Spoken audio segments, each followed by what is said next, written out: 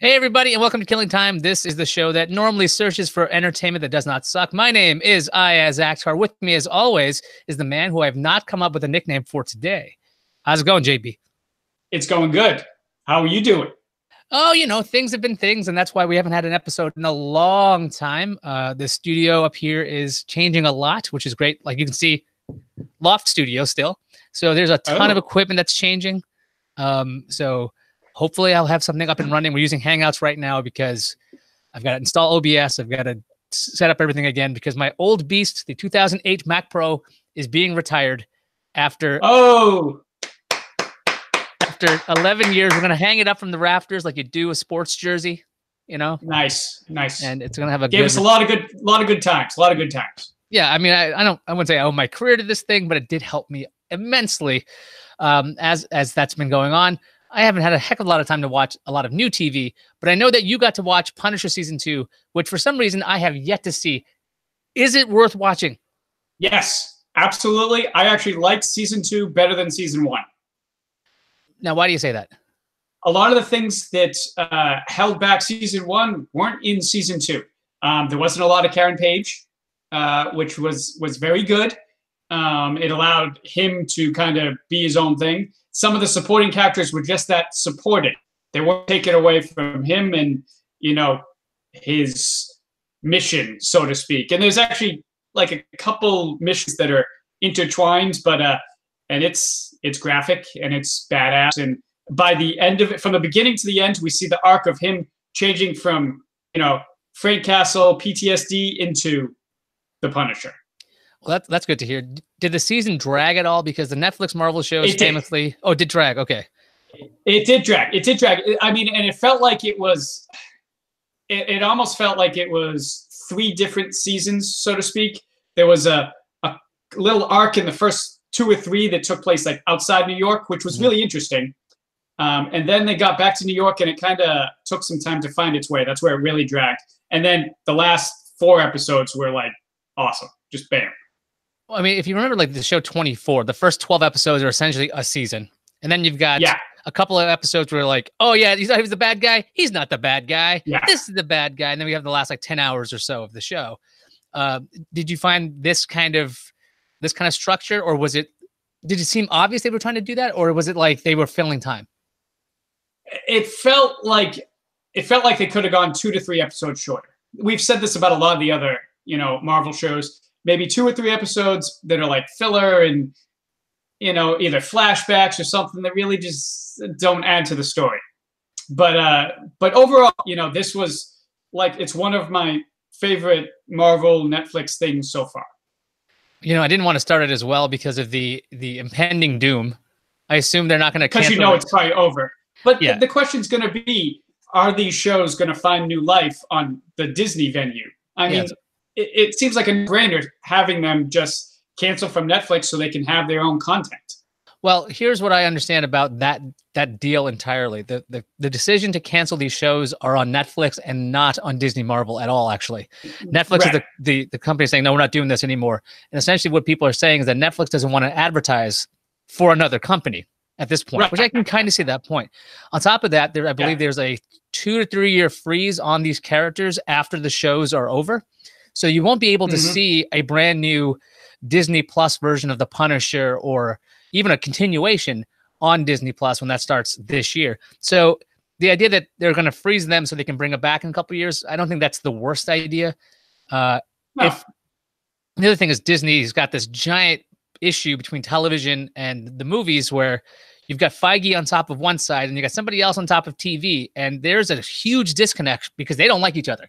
And that's why we didn't see the big crossovers that we were promised at the very beginning. Like of Agents of S.H.I.E.L.D., we had this. But like, who would be great to show up like in Daredevil? Spider-Man. Yeah, he's got the Sony connections. It's kind of a problem. Nick Fury, maybe showing up with the Punisher. Something like that.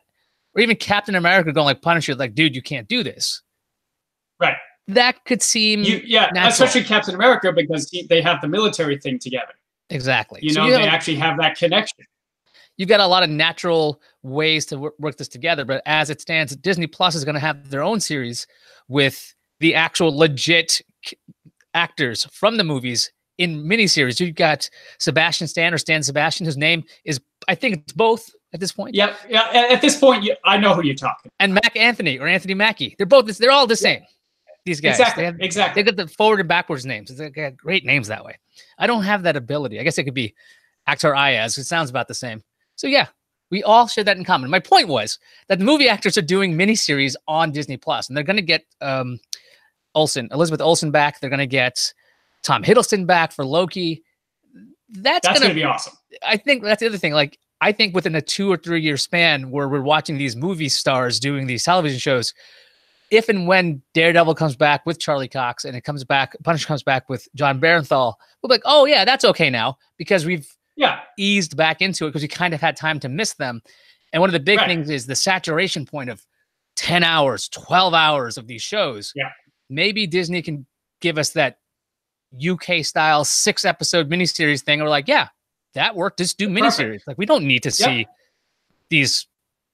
I know Netflix and binge watching go together really well. Yeah. But the Disney Plus model, with all of their intellectual property, we're talking about how many different miniseries they could have, and you're never wanting for something new.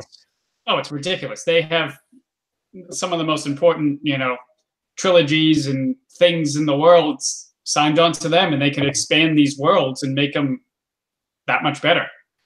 Fill in the gaps, so to speak. And they've got the Fox acquisition. So you've got The Simpsons coming over. The streaming rights are kind of locked up with FXX, which is strange because I don't know what part of FXX they ended up buying. So there's a whole bunch of, or it's just FX, it's a whole bunch of other contract law to just kind of figure out.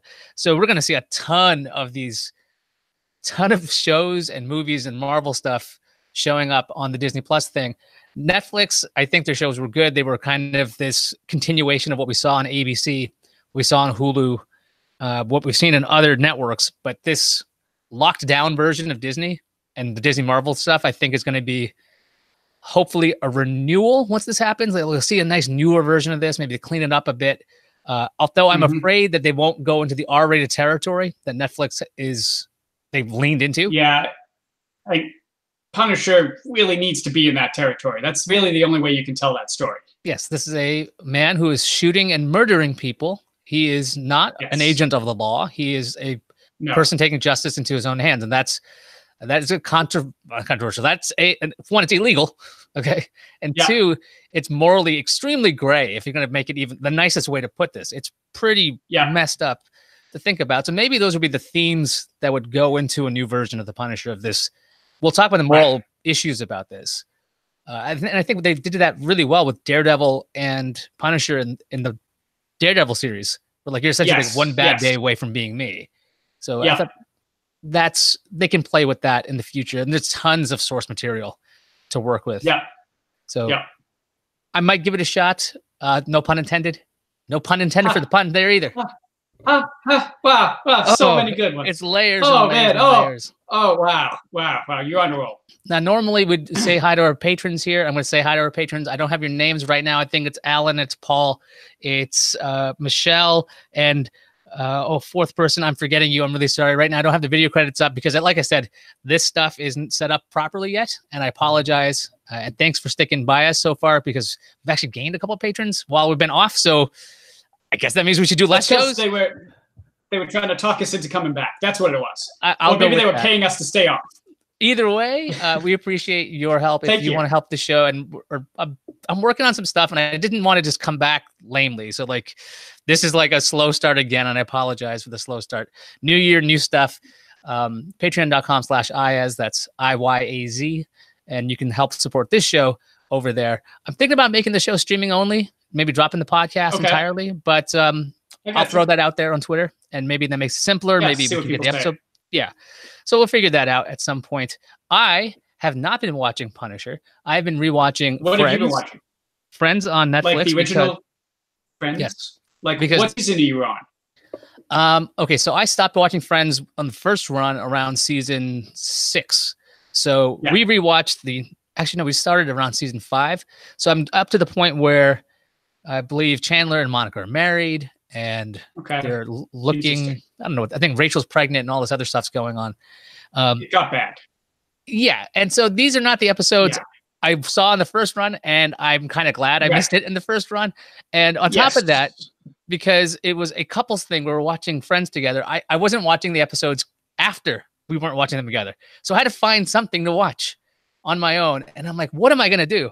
So I wanted to watch Joey, the spin-off show starring Matt LeBlanc.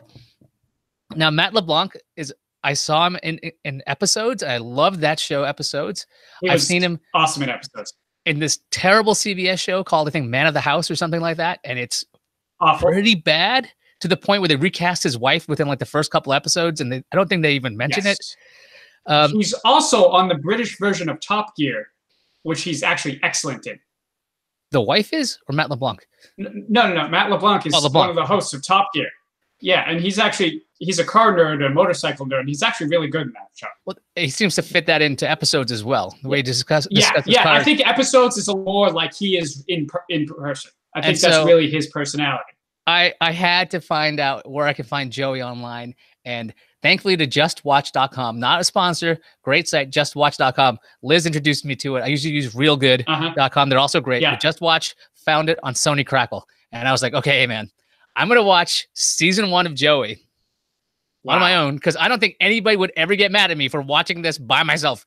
Would be like, well, you didn't save that for me? It's like, no. I think I watched the pilot and never got past it. I watched the pilot when it first happened, way back when. And I didn't remember the theme song. The theme song is awful.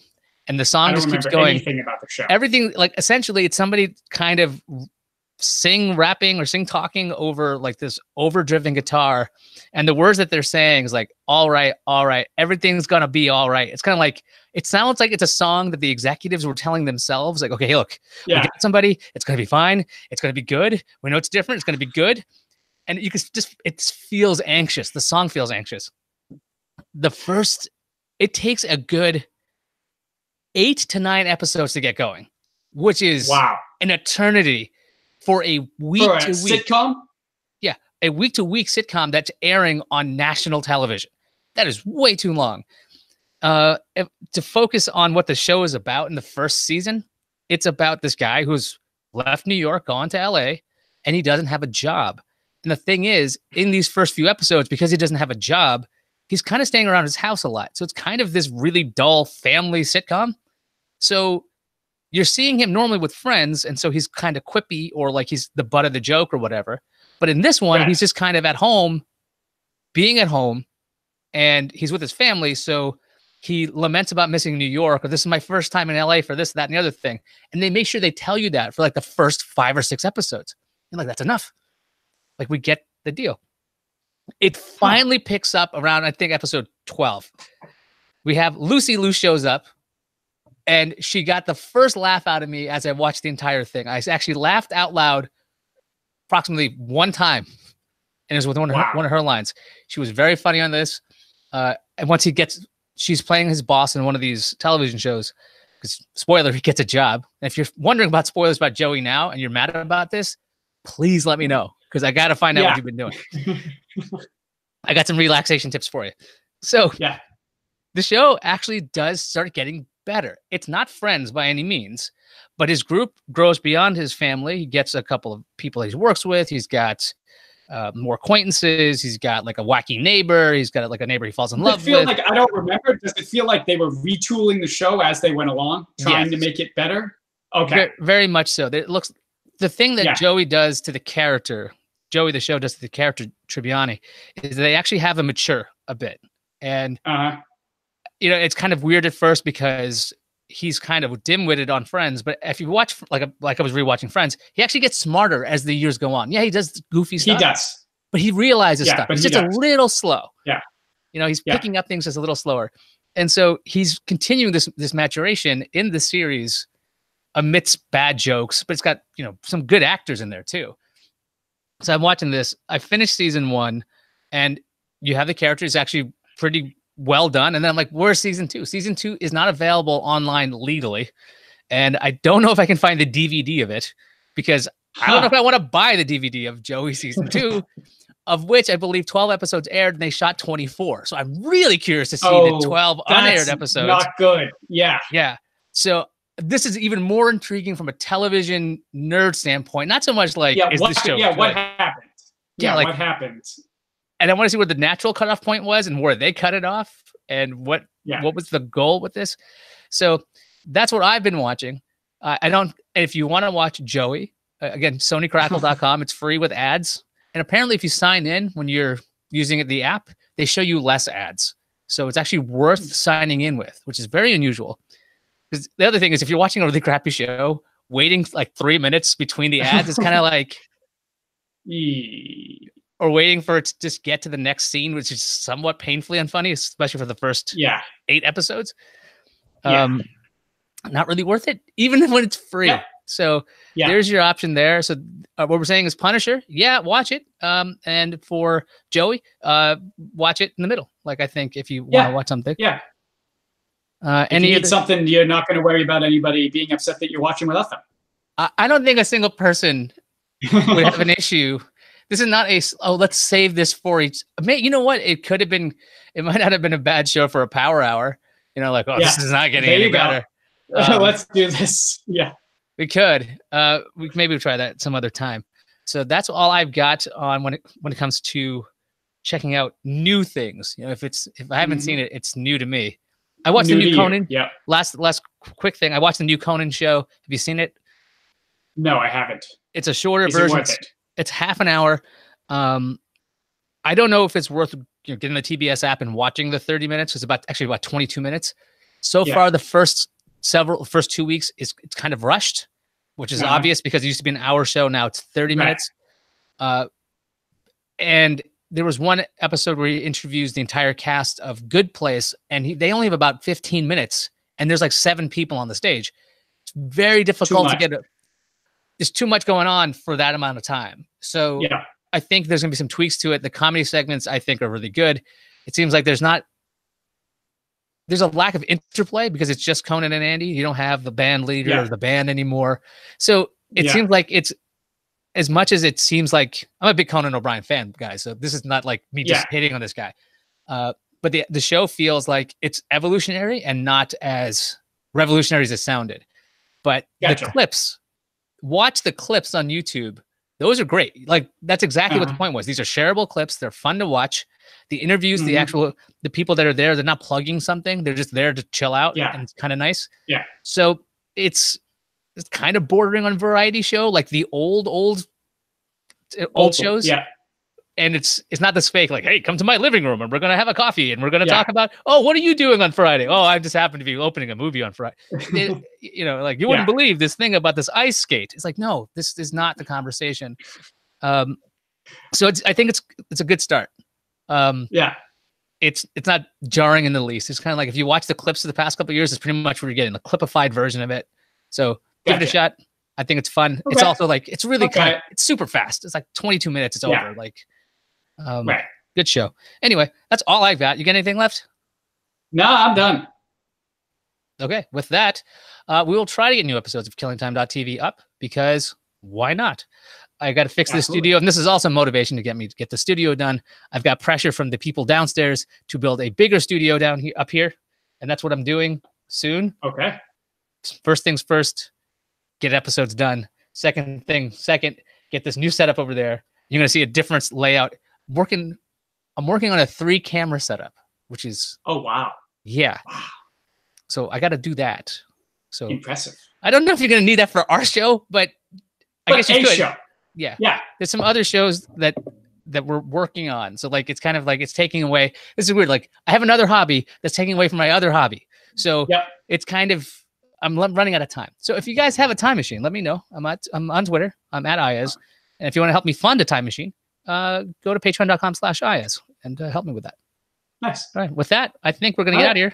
We'll see you right next time on Killing Time. Not only to be music here. Da da da da da da da da.